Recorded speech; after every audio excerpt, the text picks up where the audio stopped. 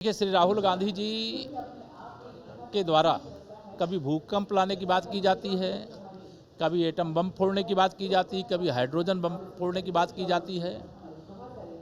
इतना व्याकुलता सत्ता के बिना दुनिया के अंदर किसी विपक्षी नेता के अंदर देखने को नहीं मिलता है।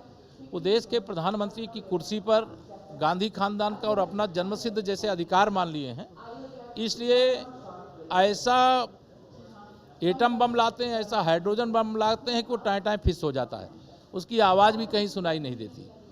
कांग्रेस हो देश के अंदर, समाजवादी पार्टी हो उत्तर प्रदेश के अंदर, राष्ट्रीय जनता दल हो बिहार के अंदर, ये सब अवसाद का शिकार हो गए, मानसिक रूप से बीमार हो गए, क्योंकि सत्ता के बिना ये जी नहीं सकते, जैसे पानी के बिना मछली नहीं जी सकती। इसलिए इस प्रकार के बयान गैर जिम्मेदाराना हैं, घटिया हैं, इनको हम नकारते हैं। कोई शिकायत है, किसी संस्था से शिकायत है, किसी व्यवस्था से शिकायत है, तो उसकी लिखित शिकायत करना चाहिए। केवल टीवी में दिखें, अखबार में छपें, सोशल मीडिया में चलें, इसके लिए इस प्रकार के बयान देना जिससे देश में अराजकता फैल जाए, देश का माहौल खराब हो जाए और देश की सत्ता एन केन प्रकरण श्री राहुल गांधी जी को मिल जाए, जो सपना 2047 तक पूरा होने वाला नहीं है। विकसित भारत बनने तक माननीय नरेंद्र मोदी जी के नेतृत्व में भारतीय जनता पार्टी की अगुवाई में एनडीए की सरकार देश में है, उत्तर प्रदेश में है, बिहार में है, ये रहेगी।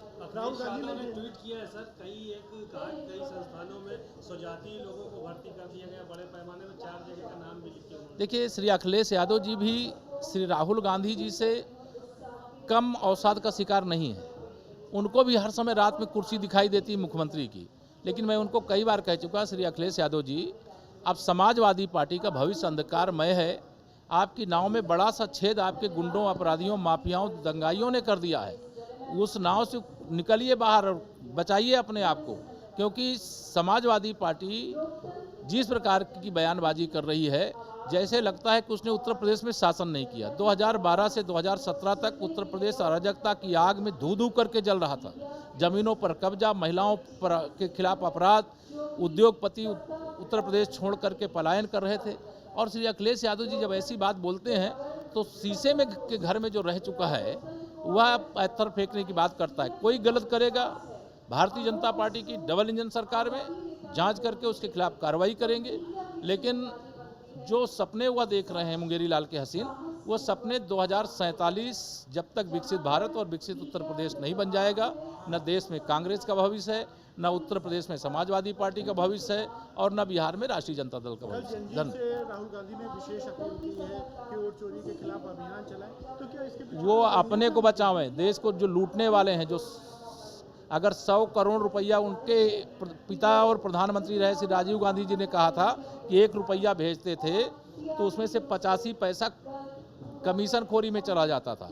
आज माननीय मोदी जी अगर 1 लाख करोड़ रुपया विभिन्न योजनाओं में भेजते हैं तो पूरा 1 लाख करोड़ लोगों के पास जाता है। जो 1 लाख करोड़ का 85,000 करोड़ खा जाते थे वो कौन है? यही कांग्रेसी हैं, यही सपाई हैं, यही रजत वाले लोग हैं, यही भ्रष्ट लोग हैं।